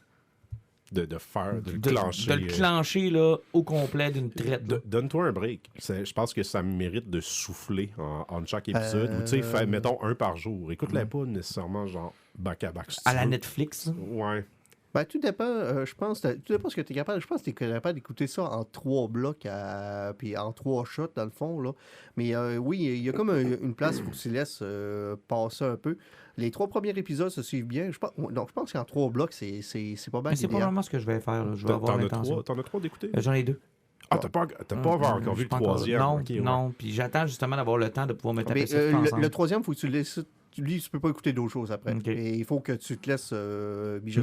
mariner ça un peu, mais sérieusement, je comprends le point de vue de beaucoup de monde qui ont chialé que ça manquait de bébites puis de clickers, parce que je pense qu'on a envoyé dans 4 épisodes, mais il y a tellement des moments forts dans cette série-là. Pedro Pascal est tellement fort. Bella Ramsey est incroyable. Je sais pas comment une petite fille de Sacha réussit à jouer aussi naturellement des dialogues qui ont autant pas de sens et qui sont sortis du vulgaire demain. Je suis convaincu que Game of Thrones a dû l'aider, là, mais... On savait que Pedro Pascal était capable de garder la série sur ses épaules. On connaissait le personnage à cause du jeu. Il va être capable de donner ça, mais elle, Bella Ramsey, moi, même si je l'avais trouvé incroyable dans Game of Thrones, c'est une révélation dans la série. Là. Elle est complètement malade, puis ça tient beaucoup sur la chimie que les 2 personnages développent. Ben oui, c'est ça. Ça fonctionne. Tempête, genre t'es tout le temps pogné là, c'est vraiment puis pour n'importe quel fan qui a trippé sur The Walking Dead, les thèmes sont semblables parce que le problème c'est pas les monstres, les zombies en tant que tels, c'est la déconstruction de la société là. Kaytom avec les sauveurs là, cet épisode là ils ont pris beaucoup de liberté par rapport au jeu pour apporter quelque chose qui était dedans, mais ça a super bien travaillé et il y a des moments là, qui sont d'une violence inouïe, là, puis tu comprends ce qui se passe. Mais moi, ils ont annoncé quelque chose qui me plaît beaucoup, c'est-à-dire que, oui, il va y avoir 2 saisons de plus, mais il y aura une fin. Puis on n'ira pas plus loin que le 2e jeu. Sans entrer dans le détail, dans le 2e jeu, il y a comme 2 histoires parallèles là, qui suivent, qui finissent par se connecter, puis tout. Puis tu sais, il y a beaucoup de monde qui faisait comment ils vont faire ça dans la série. Là, je pense qu'ils se sont trouvés une manière de faire comme on va le raconter en 2 temps, comment puis les 2 personnages... Bien. Je veux qu'il y ait une fin. Je veux pas vivre, puis je pense que les producteurs ont eux-mêmes fait référence à Walking Dead. En disant, tu sais, on veut pas finir par sortir de nulle part puis finir à 11, 12, 13 saisons. Là. Ouais. Je trouve ça bien qu'ils aient déjà ce que Game of Thrones n'a jamais eu, là. Un plan de sortie. C'est ça, la chance d'avoir une finalité puis pas être tiré à la sauce. Puis savoir c'est quoi. Là, c'est parce que le gars qui a écrit le jeu est en arrière de ça, donc ça donne une chance. Puis vu qu'il a déjà fait une fin officielle à ces 2 jeux principaux, même s'il risque d'en avoir un 3e, contrairement à l'autre que lui, il est assis sa pile de cash puis il fait ce Jabba de Hot en ce moment. Une là, grosse salle. C'est qu'au moins, là, ils ont un projet pour réussir à finir. Puis je conseille à dire, cette série-là a tellement des moments forts. Il y a des longueurs qui sont là-dedans, mais sont bonnes. Puis, tu sais, l'intensité qu'il y a des personnages, puis ce qu'ils vivent, est tellement bien transposé. Pedro Pascal, j'aime beaucoup le fait que ce gars-là joue un personnage. Tu sais, quand il rentre en mode, on va dire berserk, c'est le côté que j'avais toujours beaucoup aimé de Joel. Tu le vois qu'il est capable de mettre son regard vide, puis c'est plus un humain, là. Mais c'est Pedro, c'est qu'il a de l'air sympathique, c'est qu'en même temps, tu t'attaches au personnage, mais tu vois que dans sa face, tu voudrais pas le croiser parce que tu sais que tu un genre de Logan, là. Tu sais, le 2e jeu existe, puis tu sais, j'ai hâte, puis là, j'ai mis le jeu sur ma pile à finir, puis je vais finalement le clencher, je vais faire le 2e jeu, j'ai hâte de voir. Mais de la manière que la série se termine, ça nous laisse sur une question éthique qui est vraiment, vraiment, vraiment, vraiment intéressante. C'est vraiment cool qu'il ait décidé de faire finir ça de même, puis ça te laisse pas sur ton appétit, mais c'est choquant parce que ça tu fais comme... Ça finit ça sur pose des 2 mots là, qui dit « I swear », puis ça close là-dessus, puis tu fais comme « ouch ». Tu fais comme « ah ».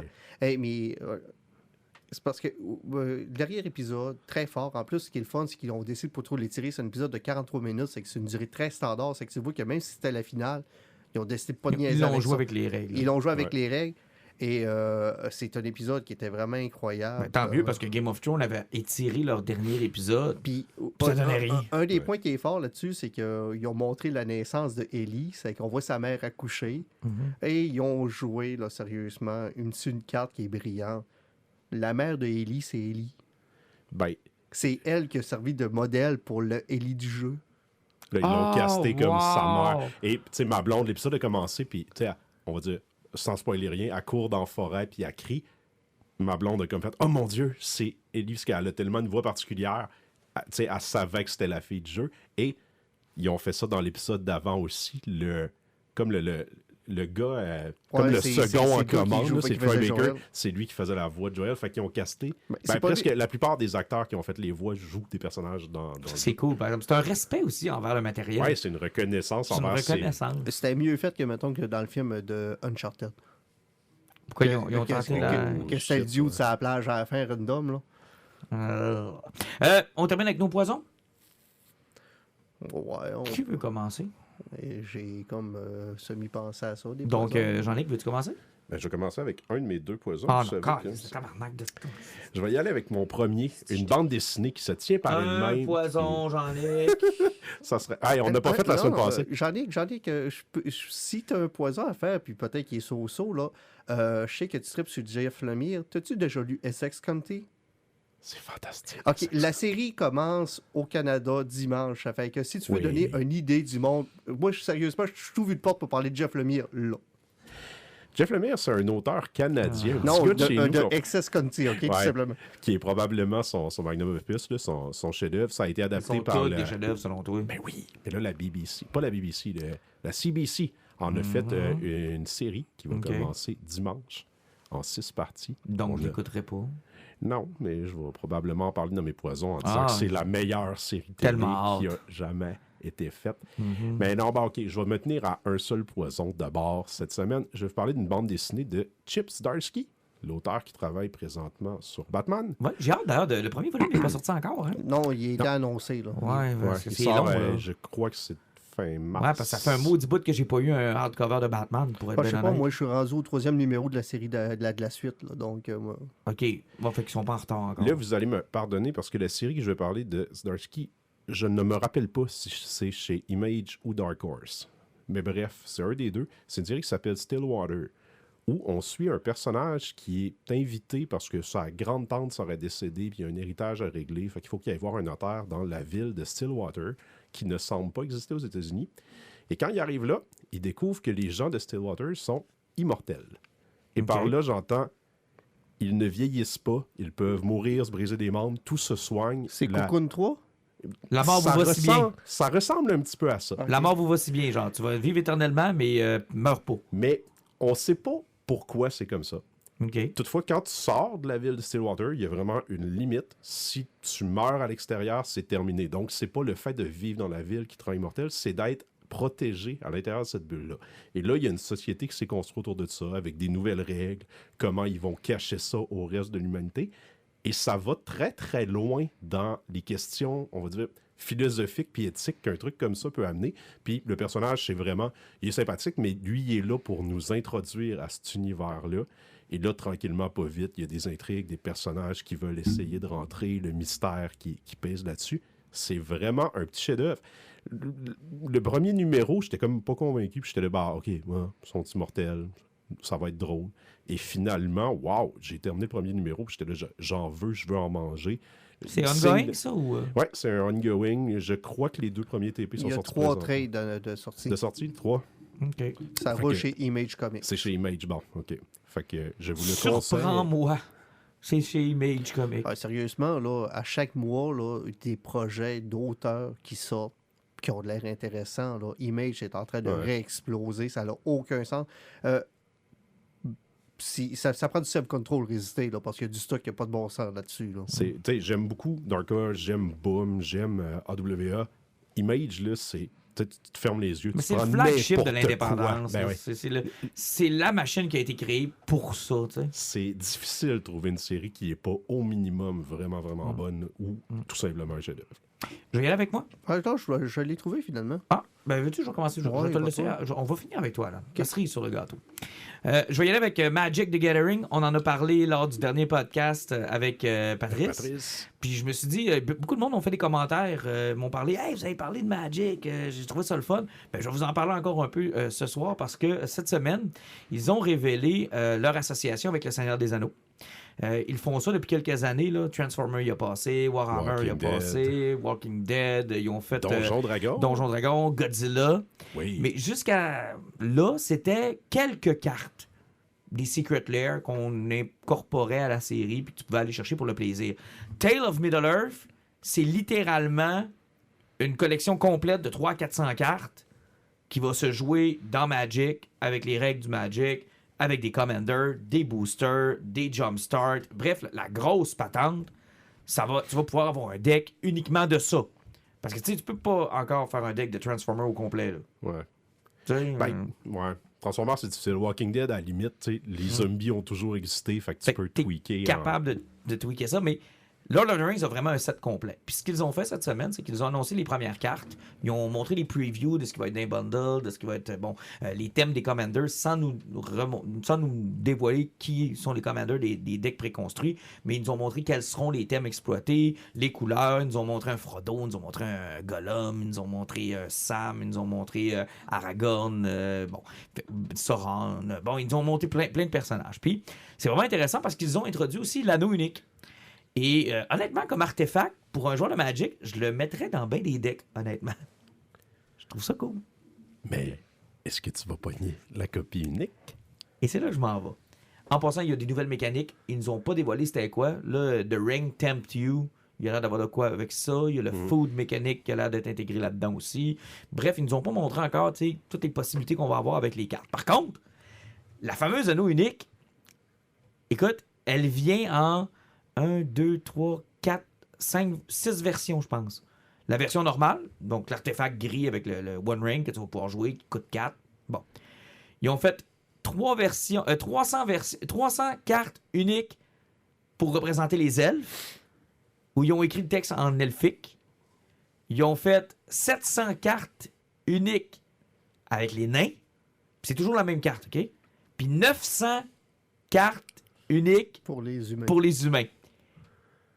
Mais dans l'ombre, seul au Mordor, ils ont imprimé la carte de l'anneau unique 1 de 1.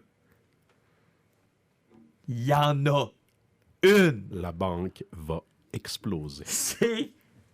C'est insane. Quelle décision de merde / géniale. Je sais pas qui. C'est que remplacer l'œil au top du volcan par un gros signe de $, et vous avez la réponse. C'est du capitalisme pur et dur. Je ne sais pas qui a eu l'idée démoniaque de dire à un jeu de compulsif, de gens qui mettent leur argent dans le feu. Pas long. C'est écrit noir sur blanc, anneau unique. T'as-tu besoin de réfléchir? Ah non, mais il fallait l'oser pareil. Là. Ils ont dû plutôt hésiter à en faire seulement un seul. Bah, c'est ça qui a dû les gosser. Ben, écoute, ils se sont repris. Si t'en fais rien qu'une, puis qu'elle est seule, puis que tu fais rien qu'une autre version, à la limite, là, t'es comme, c'est tellement rare qu'il n'y aura pas de hype. Non. Ils en ont fait 900 pour les humains, 600 pour les nains, 300 pour les elfes. Celles-là vont valoir probablement des centaines, voire des milliers de dollars. Et là, l'unique, je veux dire, on peut pas vraiment statuer sur un prix. Il y a déjà des boutiques qui, upfront, offrent 200 000 $. Ouais. Et d'autres qui offrent même des 20, 30, 40 000 pour savoir qui l'a. Imagine pour une boutique le genre de prestige que ça... Tu détiens la seule. Mais c'est parce que Martin, lui, détient l'histoire qu'il a vécue ici en tant que journaliste, puis il peut leur raconter qu'est-ce que se passe quand quelqu'un le pogne. C'est fou raide, là. Il y a une boutique au Saguenay. La carte de Lewis Hamilton a été sortie par un flot. De Formule 1. Ici, là. Elle a été sortie par un petit gars ici. Écoute, ils ont été obligés de la déposer à la banque dans un coffre-fort, là.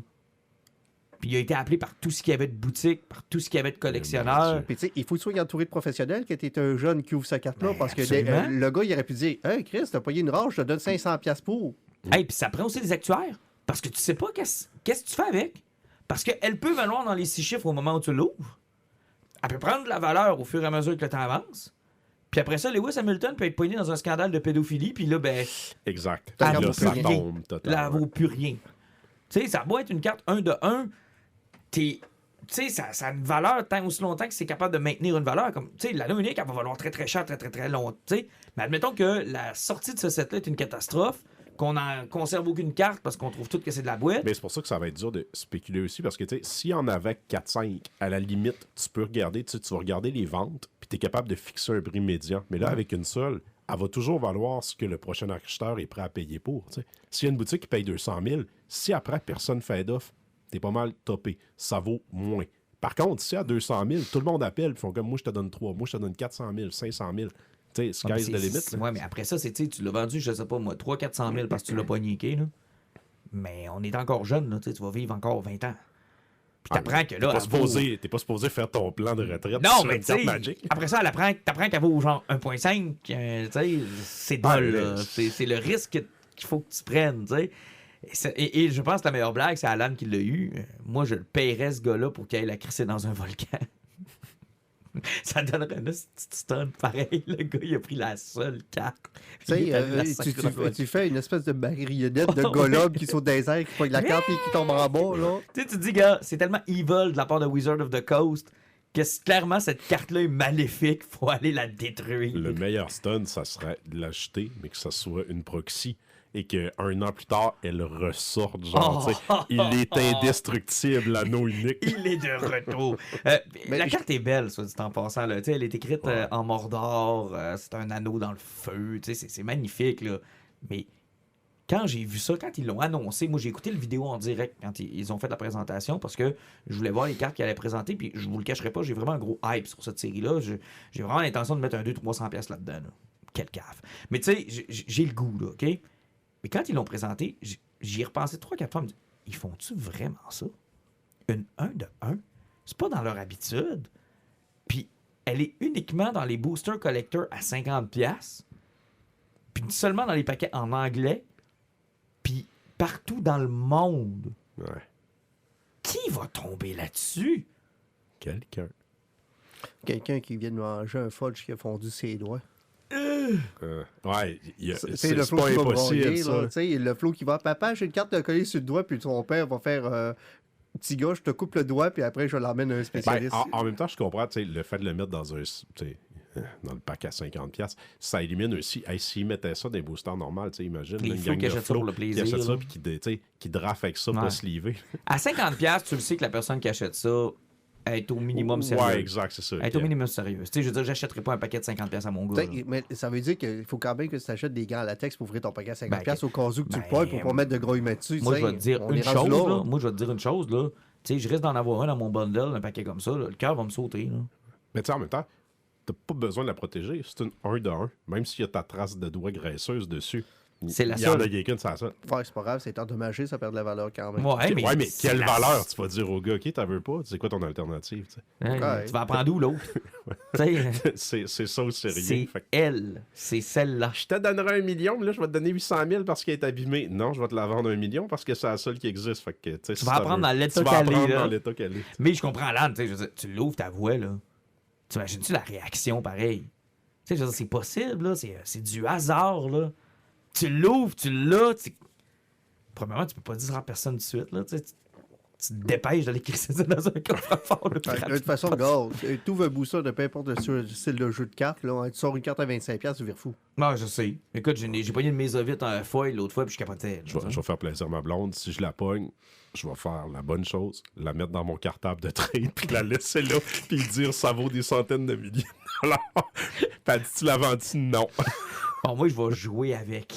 Je vais la mettre dans un jour, je vais me faire un deck d'anneaux. Je vais la mettre dans le deck, tu sais, semi-slivée, puis je vais la... sur la table à chaque fois que je la joue, là. T'as ça? Ouais, j'ai ça.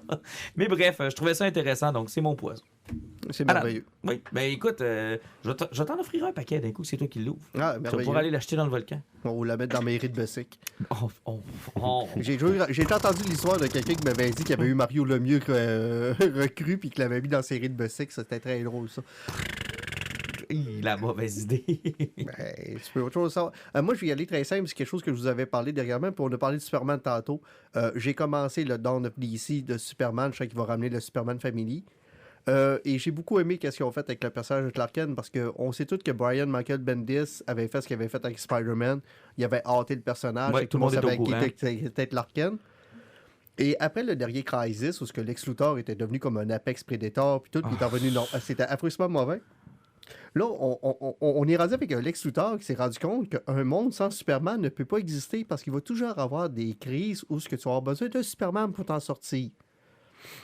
Donc, lui, dans son élan de bonté et de gentillesse pour montrer son respect envers Superman, il kidnappe Manchester Black, il branche une machine, il fait exploser le cerveau, puis il y a là la planète Terre dans une boule psychique qui fait oublier à tout le monde que Clark Kent est Superman. Plus violent que Doctor Strange.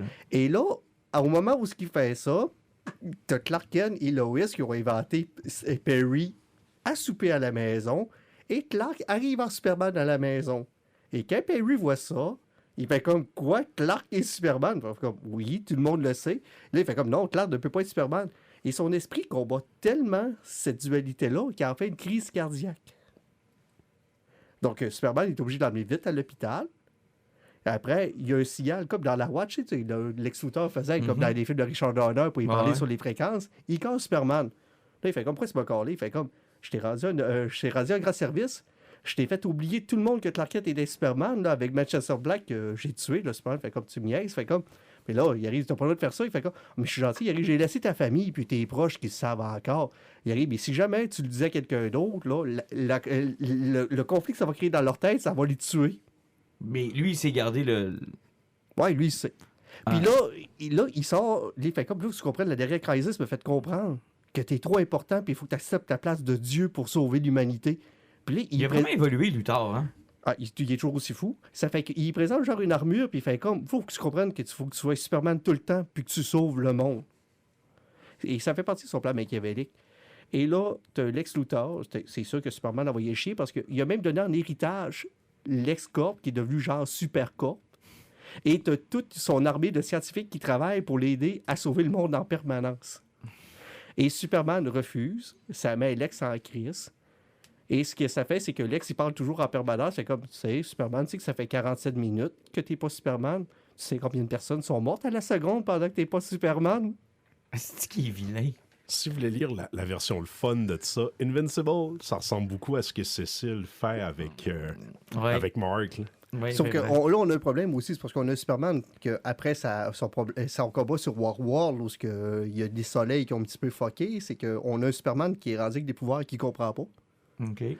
Comme Marley qui se bat contre Lex Luthor avec sa nouvelle armure qui pense que le dessus, c'est que Superman fait comprendre. Il fait comme, man, c'est parce que, fais attention, c'est parce que tu comprends pas, là. C'est parce que je suis plus capable de contrôler exactement ce que je suis rendu. On a déjà vu ça aussi de Superman. Lex Luthor, le cœur, il va y donner une claque à Marley sur l'armure, puis elle se défausse au plan borsé, il fait comme. C'est parce qu'il faut faire attention. Lex Luthor pogne les nerfs, il pogne un gun, il l'envoie dans une autre dimension. Il fait comme, enfin, je m'en suis débarrassé de cette salle-là. Superman, il revient à côté, il fait comme, c'est parce que Lex, c'est ça que j'essaie de t'expliquer. Il arrive, c'est parce que moi, les distances puis les dimensions, il arrive, c'est plus mathématique, c'est même plus un concept que je comprends. Ah bon, mec, c'est comment... quelqu'un qui prend un Superman aujourd'hui, il comprend tout ce qui se passe. Tu continues de croire que Batman pourrait lui donner une bonne volée. Oui. Ah, il va trouver un moyen. Ah, il va trouver le moyen. Mais non, c'est super intéressant. J'ai beaucoup aimé ce que Lex fait. Et là, tranquillement, pas vite, il ramène tous les autres Superman. C'est Superboy, il est revenu. On parle de Connor Kent, Power Girl, Supergirl est revenu aussi. C'est que John Harry en revient aussi. Je pense que c'est sa nièce qui est aussi une... Ouais. Non, la nièce de John Henry qui est une Steel aussi. Qui est une Steel aussi. C'est que, tu sais, ils sont en train de ramener tout le monde tranquillement pas vite. C'est même Steel va avoir sa propre série qui va revenir. Donc, ça fait du bien. Ça va vendre. Non, ça vendra pas. Ça va nous faire enfin avoir une bonne version Blu-ray du film avec Shaquille O'Neal. Non, c'est ce que je voulais dire tantôt. Tu sais, que je parlais justement qu'il y avait le Dawn of DC puis il revenait tous les épisodes. Si vous vous rappelez des New 52 puis même du Rebirth, quel était le plus gros problème? Il y avait trop de séries. Et le deuxième? Il y a le mot bi là-dedans. Ils étaient tous bisexuels? Bimensuels? Ils étaient tous bimensuels. Ah... Ça fait que quand tu avais des séries à suivre qui sont bimensuelles, là... C'est longtemps. Là. C'est que peu importe le nombre de séries que tu prends, c'est trop. C'est que là, ça n'existe plus, là. C'est que au moins, tu peux te concentrer sur ce que tu veux, puis tu seras pas obligé d'acheter 2 numéros par mois. OK. Hey, bimensuel. Toutes les séries à l'époque, ils l'étaient. C'était terrible, ça. Après, ils se demandent pourquoi que chacune de leurs phases était brûlée au bout de 5 ans. Notre Christy, il n'y a plus rien à raconter. Mais le problème, c'est que tu peux pas tout suivre. Mais tu sais, moi, dans ma tête, bimensuel, c'est pas si pire. C'est les dessinateurs qui suivent pas. C'est les dessinateurs qui suivent pas. pas. C'est le contraire. C'est en lisant au mois que tu pratiques ta mémoire puis tu as plus de facilité. Parce qu'en général, si tu lis 3 trails de fil, tu le mets de côté, ça va être le même principe qu'on parlait du binge-watching. C'est que tu en retiens le principal, mais tu as tout oublié le milieu. Ouais. C'est surtout le fait que, tu sais, ce que tu as à raconter, tu le racontes tellement vite qu'il faut toujours que tu aies du stock. Puis rapidement, tu sais, la continuité s'entremêle, puis là, rapidement, tu finis par perdre de l'élan, tu perds de la préparation. C'était l'effet Ultimate aussi. C'est parce que quand tu reboots, tu recommences tout le temps, c'est que tu as tellement hâte d'arriver à un moment important que tu sautes des étapes puis tu arrives trop vite à ta finalité. Exactement. Messieurs, on se laisse là-dessus, puis on se retrouve dans un prochain épisode. Pat va venir faire un petit tour. On va essayer de l'avoir pour Dungeons & Dragons. Oh, ça risque d'être fort intéressant. On va faire un épisode spécial sur Sex Conti. OK, cet épisode-là va être disponible, mais il n'y aura juste rien dedans. Il va être sur notre Patreon qui n'existe pas. C'est exactement. Merci, Jean-Nic. Bonne fin de soirée. Salut.